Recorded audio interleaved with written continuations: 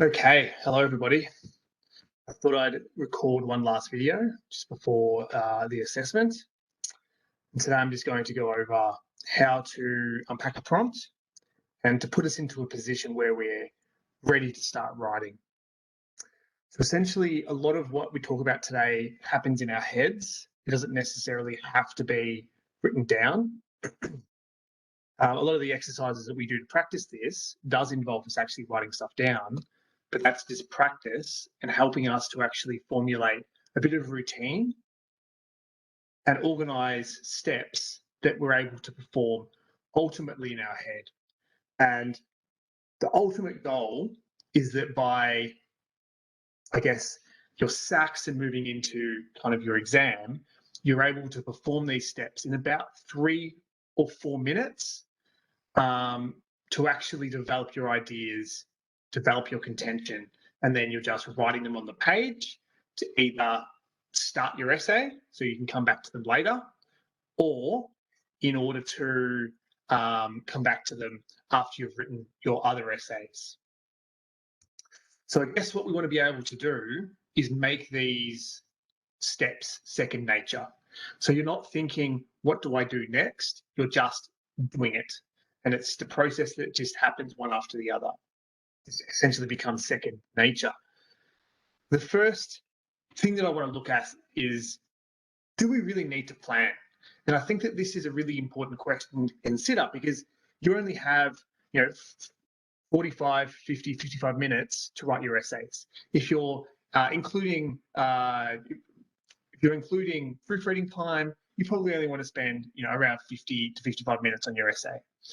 So do you take 5 minutes out of that writing time to just do some planning, to write down ideas that you could potentially come up as you're actually writing your essay? And I would say that it's really a good idea to just spend 3 or 4 minutes just doing a plan.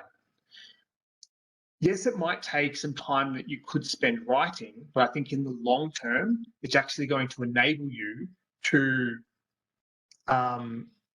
have something that you've organized, something you can come back to, and it's going to aid in your consistency, it's going to aid in your coherency, and it's going to make sure that you have a consistent approach and a consistent contention that works through all of your body paragraphs and your entire essay.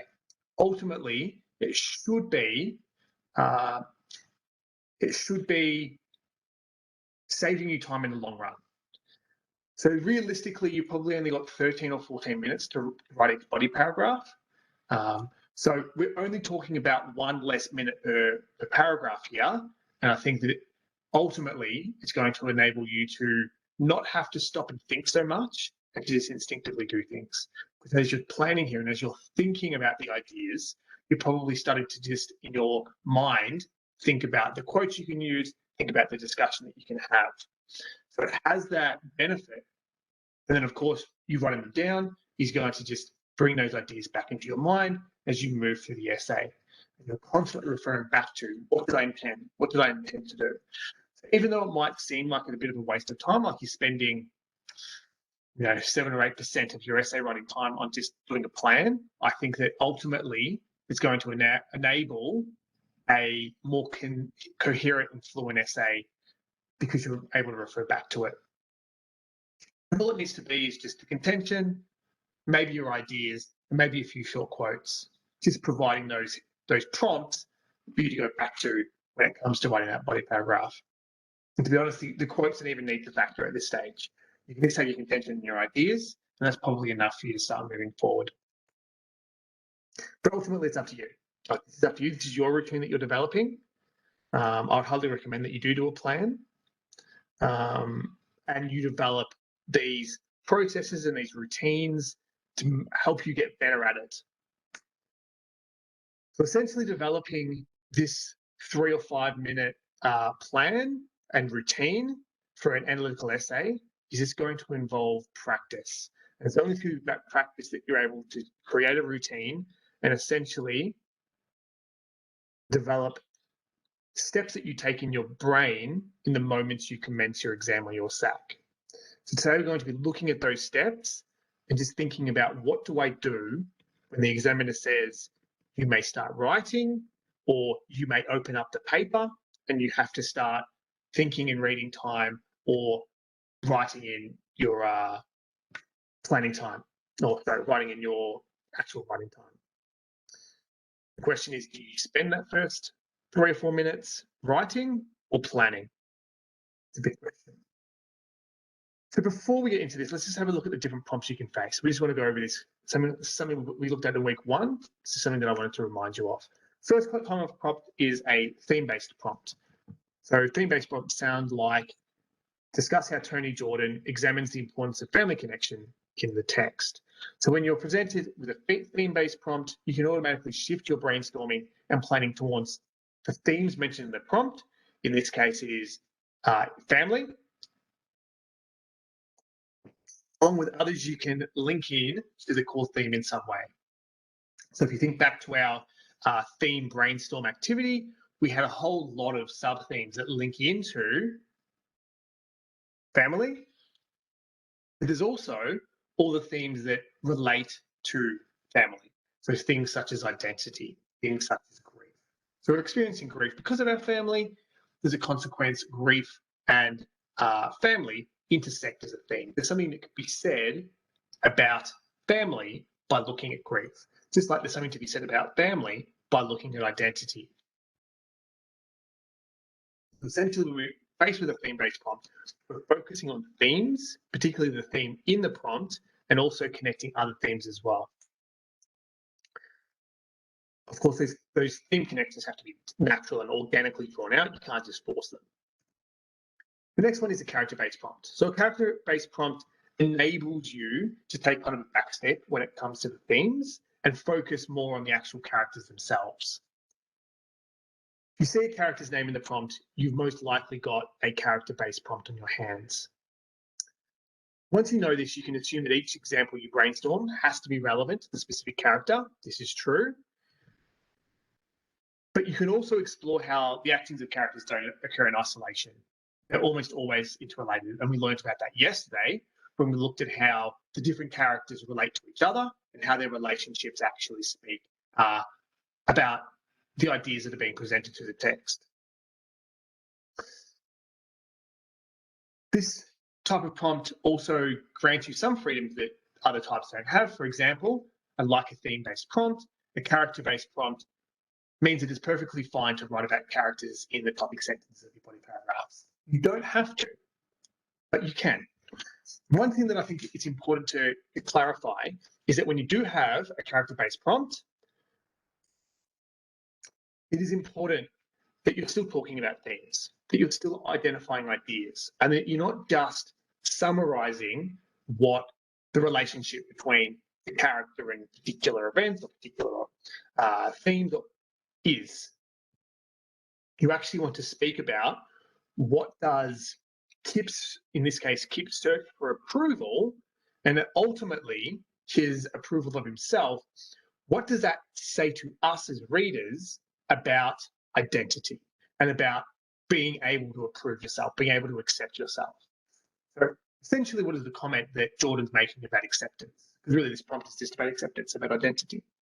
So I do want to mention that because there have been quite a few character-based essays that I've seen that have really tried to bypass providing an overview and providing this big idea about what is being commented on by Jordan. And these essays have really been grounded in summaries of what Kip is actually doing, what Kip is actually living in the text, which, although is important, is not really the focus of these character-based prompts. Really, what does the character that you've been asked to talk about, what does that character say about the big wide world? And it's through the connecting theme that you are really being tasked to do this. So in this case, Kip search for approval leads to find approval of himself. You can talk about acceptance, you can talk about identity, you can talk about self-actualization, you can talk about any of those ideas. You can talk about how Kip's approval of himself enables himself to promote approval in the other characters. And it enables them to actually challenge stereotypes and to challenge gender norms and all of those things. It's his approval of himself that gives him the strength to actually provide strength for others. Now, that doesn't necessarily just say what is he doing. It's actually speaking to the broader idea of empowering other people. So Kip's search for approval leads to him to provide approval for himself, but Kip himself is not just Kip. Kip is a Westaway. So in providing and searching for approval for himself, he's actually enabling other characters to seek approval in themselves as well. And that's really the key aspect of these prompts. You want to look beyond just Kip, and you want to look at how Kip intersects with other themes and other characters and other symbols, etc. So don't sell yourself short with these prompts. There's a lot that can be said about them, and it's not just summary. Literary convention prompt usually starts with the word how. So essentially this is asking, how does Jordan do it? And the how is always what literary devices is she using? What quotes? So unlike other prompts, how positions you to focus more on the author's writing intentions. What are they doing? And essentially, how are they doing it? When you have one of these prompts, you need to immediately start thinking about the literary techniques that you can explore in the text and explain how they affect the narrative. My suggestion would be, rather than using specific techniques to frame your specific arguments, so rather than having one body paragraph for symbolism, the next one is on structure, and the third one is on the use of, I don't know, hyperbole or something like that, still stick to addressing the main themes and the ideas that are explored. So for this prompt, you could talk about societal norms and how societal norms are demonstrated as different between the 30s and 40s and the 21st century. Essentially, how was that achieved by Jordan through the use of literary devices? So you could look at the fact that this is an anthology, and you could look at how the anthology allows her to explore those ideas. So she's showing the different perspectives of different characters, and the fact that it's an anthology, the fact that we have these different perspectives enable us as readers to see how life was different for those characters in different time periods. That's one example. And essentially, you're still talking about societal convention in this case, but you're actually using a how, in this case, the anthology, to populate and to explore that idea. And then the how doesn't mean that you just focus on one literary device, you're focusing on many. What's the many how? Like how the many different ways that Jordan does this, which is different from a meta-language prompt. A meta-language prompt will actually specifically relate to a specific technique. In this case, we have the specific technique of the exclusion of certain perspectives. In this case, you need to focus on the perspectives. You need to focus on the notion of perspectives. You need to focus on the literary devices perspectives. So you'd be just focusing on the idea of the anthology, of narrative voice, and everything that relates to perspectives. The last one is a quote-based prompt. When you get a quote-based prompt, you should do two things. Firstly, you need to make sure that you're contextualizing the quote so you have an understanding, or you're showing an understanding of where the quote comes from. And then you do need to use it in your analysis in some way. In addition, you need to interpret the themes and issues addressed in the quote and implement them in some way into your discussion. Ultimately, these prompts will always have some sort of qualification following it. So some question, what do the different experiences of females in the text reveal about changing social attitudes towards women? So in this case, you're still using that quote, but you're using this quote to help support your discussion about gender roles and about social attitudes for women. So there are the four types of prompt. These three, theme, character, and literary conventions, they're the most frequently seen, but there's a chance that you could get any of these. So you need to be prepared for that. And ultimately, you're going to have choices of multiple prompts in your exam. So you'll usually get one that you're feeling comfortable with. But it is handy to have an ability to write about multiple different types of prompts, because it can really help you to be able to have choices when it comes to picking which prompt you write on. So we're going to say that we've chosen our prompt from our exam or from our SAC or from our CAT, and we're going to explain and we're going to explore the different steps that you take when you're unpacking that prompt. This is everything from the moment you choose that prompt to when you start to come up with your ideas. Now, there's different ways that you can do this, and just because you don't follow this way doesn't mean that you're doing it wrong. If you have a different way that you want to approach this, that's fine with me. But I do find that this way is helping a lot of students to just work through those steps and to actually draw information out, to draw ideas out, as opposed to just drawing quotes or just drawing events or characters that relate to the prompt. We're actually coming up with ideas here. Okay, first step, we have a prompt here. 9 days primarily explores the importance of being accepted. Okay, so we have a theme-based prompt here. The keywords that we would be underlining is clearly the words being accepted. That's probably the key. That's really the key theme here. The idea of acceptance, and the sub-themes from there are things like social conventions and things such as identity, accepting yourself, feeling accepted by society, feeling accepted by your family and by your peers. All of those things relate to this idea of acceptance. I underlined actually the word importance here. You could look at the word importance and essentially what that means and whether that's actually important to be accepted at all. You could actually interrogate that idea. Does 9 days suggest that it's important to be accepted at all? Or what does 9 days explain about what exactly is important when it comes to being accepted? Maybe it's important to be accepted by your family, but not necessarily by society, for example.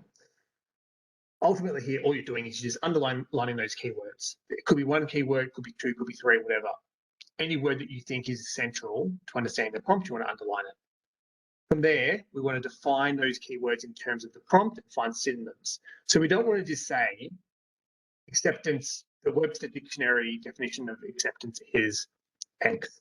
We want to actually gain an understanding of what the key words mean within the text. So I just mentioned how acceptance in 9 days doesn't just mean to be accepted. It means other things such as to be accepted by society, so societal conventions, to be accepted by your family, so family dynamics. It means to be accepted by yourself, so identity. So acceptance in this term doesn't just mean to be accepted. It means a lot more than that. And you want to be aware of that when you're going into developing your ideas. Often these definitions can help you to open up your discussion and to help you draw more sophistication. So in our example, like I said, the keyword has many different meanings, and these meanings can be important in developing your ideas. So like I said, being accepted literally means to be accepted, to actually have the feeling of being understood and being allowed to find your place within the world, within society, within a family, and also to find your place for yourself. So being understanding yourself, understanding motivations and that sort of thing. But it also means to be accepted by society. It also relates to the notion of privilege. That is, advantages enjoyed by people because of society's racial, social, religious biases. And they are advantages because these advantages are assumed to be accepted by society. So it relates to acceptance because privileges accept other people by default over others. Okay? And that's just a form of acceptance. You wouldn't have to discuss the idea of privilege in your essay, that's not necessary. But I just wanted to allude to the idea that even a word such as acceptance has multiple meanings. And you need to draw those meanings out rather than just focusing on your kind of stock standard meaning, to be accepted by family or whatever. And societal norms is another example. So it can be a good idea to paraphrase the prompt. Often this will happen up here. You have an idea about what the prompt is saying, and it can be important to paraphrase the prompt because you can have your own tweak about what you're going to be talking about. So in my example here, an important element of being human is being understood and accepted by others. That would be an adequate and perfectly fine paraphrasing of the prompt, and it would actually, to an extent, open up the prompt a little bit, and it would enable you to talk about something which is a little bit different, still relating to the idea of acceptance, because we all want to be kind of seen as human, and we want to be understood, and want to be accepted by others, but it's just offering a little bit of a tweak on it. The key thing is to remind yourself is, when you are paraphrasing, don't go back to your paraphrase prompt. Make sure you're going back to your actual prompt. Because if you've tweaked the meaning a little bit and you tweak it further in your discussion, you might have a discussion which doesn't actually relate to the real prompt. It relates to the paraphrase prompt. And just be very careful and be very mindful of that. You're always bringing it back to your actual prompt. Once we've done this, hopefully this will enable us to ask ourselves questions. So by developing an understanding of the different meanings of acceptance, we can start to ask questions about this prompt and questions about the text. And this is going to help us, and again, like I said, this often occurs, for me, this occurs in my head. So often we're relating to the themes, the characters, the settings, and the symbols of the text. So an example would be, how is Kip accepted within the text? That would be a good example of a question you could ask yourself to help start drawing those ideas out. So the questions that we can ask is questions such as, what does it mean to be accepted? So that's on kind of the base, what is acceptance? Why is being accepted important? How are we accepted? Which characters are accepted and why? Does being accepted change over time? What issues does not being accepted cause? Why are people accepted? Does being accepted change people's identity? How do social norms relate to being accepted? You could talk about character. So is Kip accepted within the text? Why is Kip accepted within the text? Is Francis accepted within the text? All of these are questions that you could ask yourself to help draw out either ideas or draw out examples and ideas relating to the characters. You could also ask yourself questions like, what sort of symbol is representative of acceptance? That's another example. And you could say maybe that the coin and the pendant are examples of acceptance, in so much that this is a family heirloom that's passed from generation to generation. And as the next family member takes that pendant, it's like representing the fact that they are part of this family, that they've been accepted.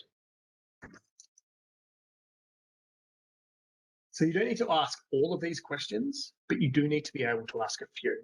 And this is certainly the most difficult part of coming up with your ideas and coming up with your contention, because asking these ideas really is just you practicing and getting better at being able to think about the text and think about the prompt and think about the connections that are being made here. And really, it's through those connections that you're able to start asking questions. Okay, so for example, Kip. We know that Kip is the most important character. We know that he's accepted in some ways. So we're asking ourselves, why is Kip accepted, in order to flesh out an idea? We could say, well, Kip is accepted because he has a hopeful view of the world, or he's determined, or he is willing to be loving and supportive of others. We could use that quote such as that we looked at yesterday about how if he was to come home after being away from his ma and Connie, he wouldn't even notice if the weeds stretched from one end to the other of the yard. That's an example, a perfect example of why he's accepted. He's accepted because he has just this undying love for his family, an unwavering love. He doesn't care what the yard looks like. All he wants to do is just kind of give his mum a hug. And that could be an argument that you make. The reason he's accepted is because of his undying love for his family.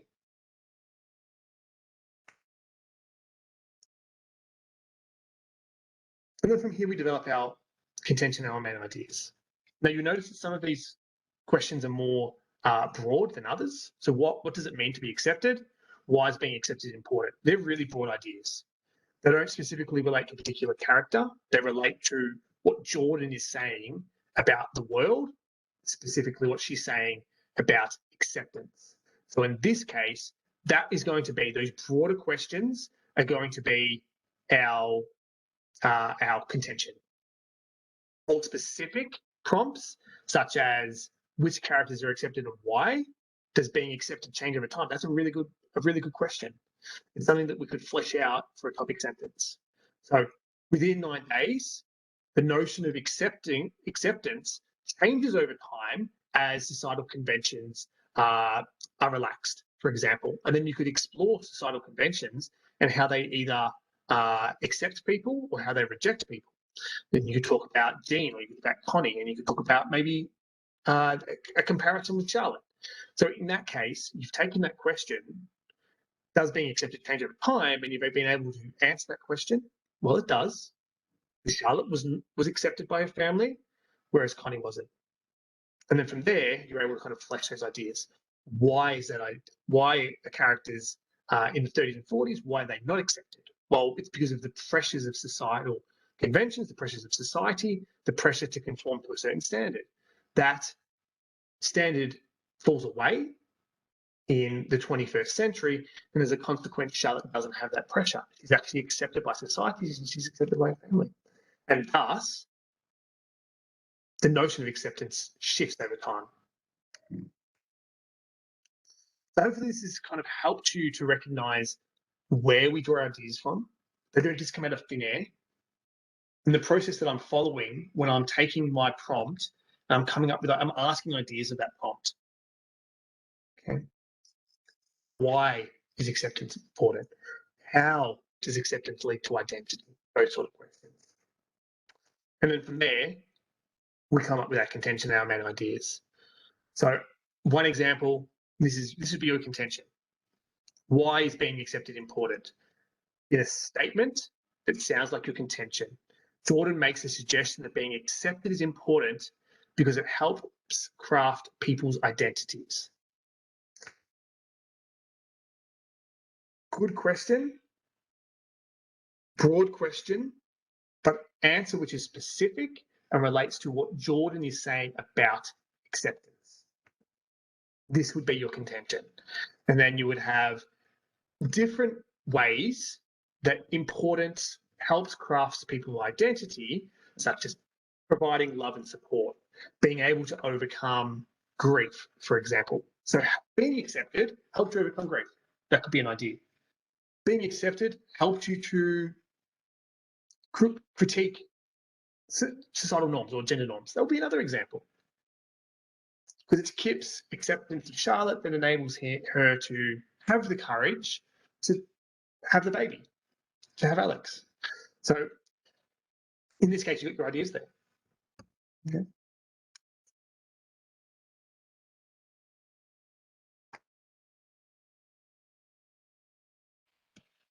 So hopefully this presentation has helped you just to maybe think about the sort of steps you want to take to draw your ideas out, the sort of steps that you're taking when it comes to actually start planning for your essays in your act. Remember, this is a process that should take 3, 4, 5 minutes, and the end result is that you have a contention, a few ideas, and maybe a quote or two, just to help you when it comes back to you starting to write body paragraph.